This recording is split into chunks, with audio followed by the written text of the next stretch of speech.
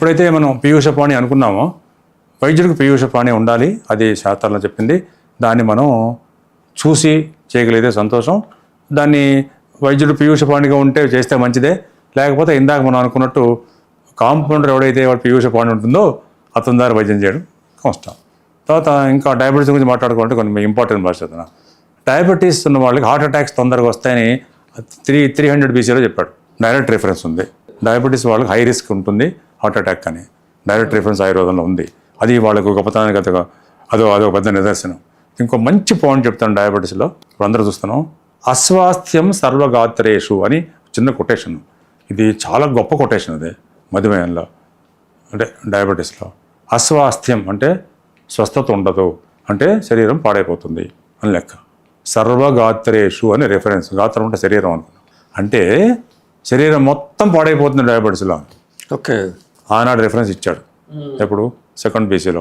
ఎట్లా పాడైపోతుందంటే మొదలు పెడితే పైనుంచి వస్తే డయాబెటిక్ రెటినోపతి, కళ్ళు పోతాయి.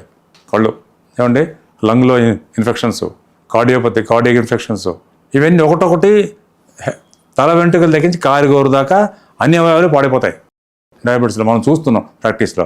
అది చెప్తూ పోతే పెద్ద సబ్జెక్ట్, అది సెపరేట్ సబ్జెక్ట్ కాదు. రిఫరెన్స్ ఏంటంటే అస్వాస్థ్యం సర్వగాత్రేషు, శరీరం మొత్తం పాడైపోతుంది అని మధుమేహంలో రిఫరెన్స్ ఆనాడు చెప్పాడు.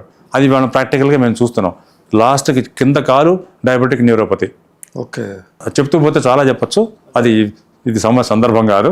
అందుకోసం ఆనాడు అబ్జర్వేషన్ చేశారని వాళ్ళు గొప్పతనం చెప్పడం కోసం మనం చెప్తున్నాం. ఇప్పుడు అస్వాస్థ్యం సర్వగాత్రేషు, శరీరం మొత్తంలో అది అస్వాస్థ్యం ఉంటుందని ఆనాడు చెప్పడం చాలా ముఖ్యమైన విశేషం.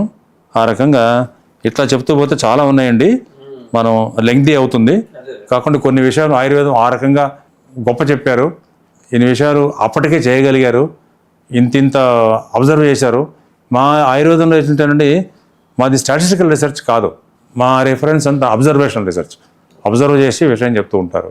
ఇందాక అనుకున్నాం, సత్యం వక్ష్యంతి, వాడు సత్యమే చెప్తారు, అసత్యం ఎప్పుడు చెప్పరు, సత్యమే చెప్తారు.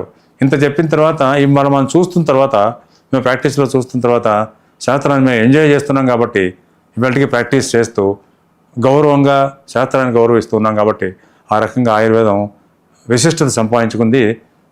అట్లా మనం ఆయుర్వేదం గౌరవం. డయాబెటీస్ ఉన్న వాళ్ళు అల్లోపతికి వెళ్తారు ఎందుకనండి టాబ్లెట్స్ విషయంలో? పాయింట్ ఏంటంటేనండి, ట్రీట్మెంట్ అనండి, అలోపతికి వెళ్ళినా ఆయుర్వేదానికి వెళ్ళినా ట్రీట్మెంటే. వాళ్ళ వసతిని బట్టి, వాళ్ళ అవసరాన్ని బట్టి, వాళ్ళ అన్నిటికన్నా ముందు దగ్గరలో ఉన్న డాక్టర్, స్పెషలిస్ట్ డాక్టర్స్ తొందరగా రిలీఫ్ రావడం కోసం. అలోపతిలో తొందరగా రిలీఫ్ వచ్చే ఛాన్స్ ఉంది. మా మందులు కొంచెం ఆలస్యంగా పనిచేస్తాయి. ఓకే, అది ఇవ్వడం కోసం ఇవన్నీ దృష్టి పెట్టుకొని తొందరగా అలోపతికి వెళ్ళడానికి అదొక కారణం అయి ఉండొచ్చు. కానీ కొంతమంది డైరెక్ట్గా వచ్చేవాళ్ళు కూడా ఉన్నారు, బట్ సంఖ్య తక్కువ. అదే మా దగ్గరికి నేరుగా డయాబెటీస్ కోసం ట్రీట్మెంట్ కోసం సంఖ్య తక్కువగా వస్తారు, బట్ డైరెక్ట్గా మా దగ్గరికి తక్కువ మంది వస్తారు. కారణం ఏంటంటే ఇవైనా ఏదైనా కారణాలు కావచ్చు. దగ్గరలో అవైలబుల్గా డాక్టర్ ఉండొచ్చు, స్పెషలిస్ట్ ఉండొచ్చు. నేను చెప్పాను కదండి, మేమంటే MD చేశాను, ఆ తర్వాత కూడా కొంతమంది చేశారు. ఎందుకు వస్తుందండి డయాబెటీస్? ఎందుకు వస్తుంది అసలు? ఇది వారసత్వంగా వస్తుందా లేకపోతే ఎట్లా? వారసత్వం వల్ల వస్తుందని కాదండి, ఫ్యామిలీలో ఉంటే వస్తుందని కాదు, లేదని కాదు, ఉండొచ్చు రావచ్చు, అది వేరే ప్రత్యేక విశేషం ఏం కాదు అది. కానీ ముఖ్యంగా ఆహారం వల్ల వస్తుంది. ఓకే, ఆహారం విహారం, ఇది మళ్ళీ 2 పాయింట్స్ కొత్తవి. అవును, మామూలుగా ఎందుకు వస్తుందంటే ఆహారం విహారం. ఆహారం అంటే అది మంచి స్పెషల్ టాపిక్, అది అదే ఇప్పుడు మాట్లాడుకుందాం. చాలా రెవల్యూషనరీ పాయింట్ ఏమిటంటే ఆహారాన్ని మనం ఏమంటాం ఇంగ్లీష్లో? ఫుడ్ అంటాం. అది తప్పు పాయింట్. అది బేసిక్ పాయింట్కి వస్తున్నాం. ఇప్పుడు ఆహారానికి ఇంగ్లీష్ ట్రాన్స్లేషన్ లేదు. ఫుడ్ ఈజ్ డిఫరెంట్ ఫ్రమ్ ఆహారం. చాలా మంది తెలియదు. మేమే చెప్పాలి ప్రొఫెసర్లో. పాయింట్ ఏంటంటే ఫుడ్ అంటే డెఫినేషన్ ఏంటంటేనండి, anything taken inside for nourishment is food అని డిక్షనరీ. అది ఏదైనా ఆహారం లోపలికి తీసుకున్నది శరీర పోషణకు పనికొచ్చేది ఫుడ్. అదవుతుంది కదా.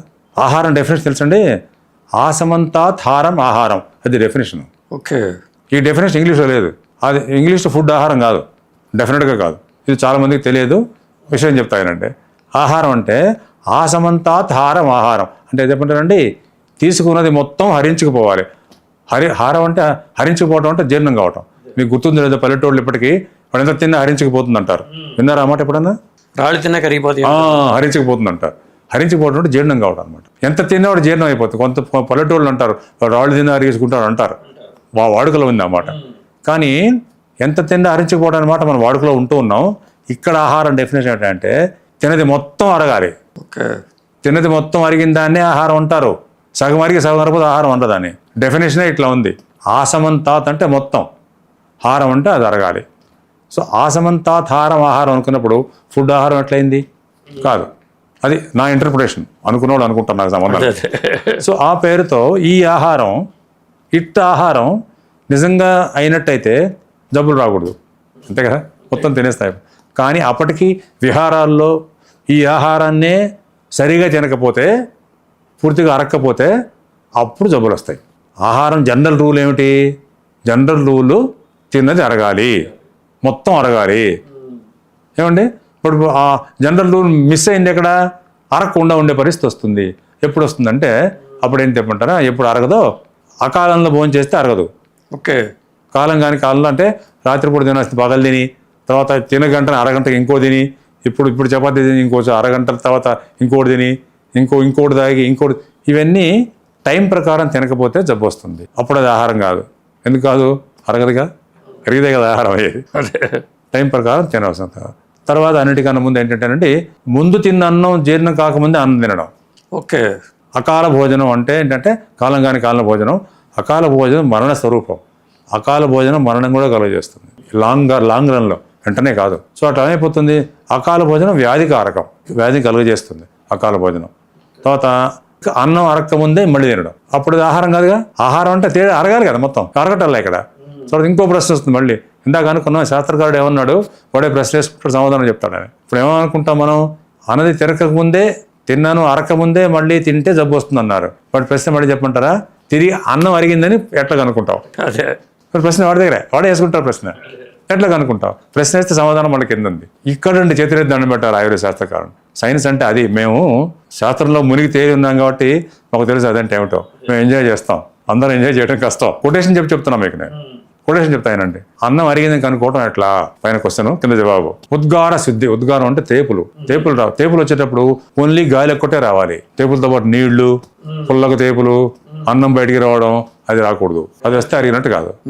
ఉద్గార శుద్ధి అంటే తేపులు శుద్ధంగా రావాలంటే గాలి ఒక్కటే రావాలి. అంటే గాలి ఒక్కటే రావాలి. ఉత్సాహం అంటే పని చెయ్యాలి అనిపించాలి, బద్ధకంగా పడుకుందాం అనిపించకూడదు, అంటే అరగనట్టు లెక్క. ఓకే. ఉద్గార శుద్ధి. ఉత్సాహం. చేస్తా అంటే పని చేయటం వేరు, చేయాలి అనిపించడం వేరు. ఉత్సాహం అంటే చేయాలి అనిపించడం, చేస్తా అంటే చేయడం, పోయి చేయాలి. అనిపించడం వేరు, చేయడం వేరు. అనిపిస్తుంది కానీ చేయడం ఓపిక ఉండదు, కానీ చేయగలగాలి. ఉద్గార శుద్ధి, ఉత్సాహ, చేస్త అంటే పని చేయడం. వేగ ప్రవర్తనం అంటే ఏంటి? మోషన్ సరిగా టైంకి రావాలి. 2 రోజుల నుంచి మోషన్ రాలేదు, మనం అరిగినట్టు లెక్క కాదు. ఏ రోజుకి ఆ రోజు మోషన్ రెగ్యులర్ కావాలి, అయితేనే అరిగినట్టు లెక్క. దాన్ని వేగ ప్రవర్తన అంటారు. లఘుత, శరీరం తేలిగ్గా ఉండాలి. కూర్చుంటే బద్ధకంగా ఉందంటారు, ఇవాళ ఏదో ఓపిక లేదు బద్ధకంగా ఉందంటే అది ఉండకూడదు. శరీరం లఘువుగా ఉండాలి, అంటే మన శరీరం లైట్గా ఉండాలి. అర్థం కావడం కోసం చెప్తాను. క్షుత్ పిపాసాచ, ఇది మంచి పాయింట్. మళ్ళీ ఆకలి కావాలి. ఓకే. జీర్ణాహారస్య లక్షణం అని కొటేషన్. ఆహారం జీర్ణం అయితే ఈ లక్షణాలు ఉంటాయని. ఇందాక మనం వారు చెప్పారు దాని గురించి, నేను వైద్యం చేస్తాడని. మాకండి మేము ప్రొఫెసర్స్గా ప్రాక్టీస్ చేస్తున్న వాళ్ళం కాబట్టి మాకు పేషెంట్ చూసిన మరుక్షణమే మాకు శ్లోకం నోట్లోకి వచ్చేస్తుంది. మేము శ్లోకం చదువుకుంటాం, మాకు శ్లోకం వచ్చు కాబట్టి. ఆ శ్లోకంలో ఏముంటుంది? లక్షణాలన్నీ ఉంటాయి. ఫలానా జబ్బు ఉంది, ఇందాక అనుకున్నాం డయాబెటీస్ అనుకున్నాం, యమున స్థానాదాస కూడా ఉందే, ఆ నోట్లో మాకు నలుగుతుంది, నలిగి అడుగుతాం ఒకటొకటి. అట్లా ఈ శ్లోకం ఉంది, తిన్నాను అరిగిన నేను కనుక్కోవాలి. ఇవన్నీ నోట్లోకి వస్తాయి. ఉద్గార శుద్ధి, ఉత్సాహం, చేష్ట, వేగం, ప్రవర్తనం, శుత్తు, పిపాస, ఇవన్నీ వస్తాయి. ఒకటొకటి అడుగుతుంటాం మేము. అది ఇంకా కంప్యూటరైజ్డ్ ఫీడింగే. అట్లా ఉంటుంది ఆ పాయింట్. అంటే ఏమైపోతుంది, ఇంకా మాకు జబ్బు తెలిసిపోతుంది. అందుకోసం ఆయన చెప్పగలిగారు. మొన్న చెప్పేవాడు కేసరి గారు అన్నారు. సార్ గారు ఎట్లా చెప్పగలిగారు? మేము పేషెంట్ చూసిన మరుక్షణమే మేము ప్రశ్నలు వేస్తే మొదలు పెడతాం. చూసిన తర్వాత మాకు దర్శనంలో కొంత విషయం తెలిసిపోతుంది. మా అనుభవంతో, స్పర్శనంతో కొన్ని విషయాలు తెలుస్తాయి, ఎగ్జామిన్ చేస్తే కొన్ని విషయాలు తెలుస్తాయి. అప్పుడు మేము ఒక జబ్బు నిర్ణయానికి వస్తాం. ఆ నిర్ణయం వచ్చిన తర్వాత ప్రతి జబ్బుకి మాకు లక్షణాలు కొన్ని ఉంటాయి. టెక్స్ట్ బుక్లో ఉంటాయి. టెక్స్ట్ బుక్లో ప్రతి జబ్బుకి లక్షణాలు ఉంటాయి. లక్షణాలు మేము కొటేషన్ చదువుకుంటాం శ్లోకాన్ని. ఆయుర్వేద డాక్టర్కి సంస్కృతం రాకపోతే ఆయుర్వేద కష్టం, రావాల్సిందే. సంస్కృతం వస్తే, శ్లోకం వస్తే, శ్లోక లక్షణాలు తెలిస్తే టక్కున పట్టేస్తాం వ్యాధిని. మాకు చాలా ఈజీ. ఆ రోజుల్లో మాకు ల్యాబొరేటరీ టెస్ట్ లేవు కదా. ఇప్పుడంటే టెస్ట్ ఉన్నాయి, తెస్తున్నాం మేమందరం. మేము కూడా ఆ టెస్ట్ వాడుకుంటాం, సంతోషంగా ఉంటాం. అది వేరే పద్ధతి. లేని రోజుల్లో ఏం చేసాం? శ్లోకం చదువుకుంటాం, అప్పచెప్తాం పేషెంట్ వాడి మొహాన. అప్పచెప్పి ఉందా లేదా అంటాం. బయట తీసుకుంటాం. అట్లా ఆ రకంగా చాలా అవసరం. అట్లా జీర్ణాహారస్య లక్షణం చెప్తాడు. అట్లా లక్షణం చెప్పేస్తాడు.